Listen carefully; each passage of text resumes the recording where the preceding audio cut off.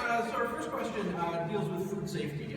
So a couple of years ago, HR 1599 was introduced in Congress, which basically would limit the ability of states to require labeling GMOs and other things like that. Would you support mandatory food labeling that would include things like country of origin, whether or not food has been irradiated, or whether or not genetically engineered organisms, antibiotics, and growth hormones were used in its production?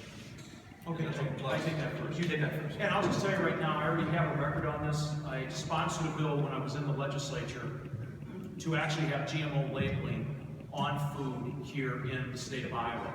And I think it's important for people to know. And this goes into even the issue of trade, because some of the fast tracking they're talking about with the Trans-Pacific Partnership would actually take labeling off of that would supersede the FDA and the current labeling we have.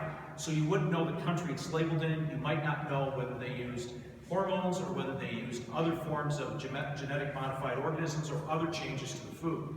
So I think, one, it's a very good piece of transparency.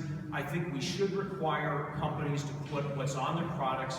I think it's important for people if they want to make good health decisions, and they want to know that if they want to shop for the right kinds of foods, they need to be aware of that. So I'm very supportive of requiring labeling GMOs, whether or not animals have received antibiotics in their treatment, so that people can make the decisions, their proper healthcare decisions, and the foods that they want to eat. So I think it's a natural thing that we should do.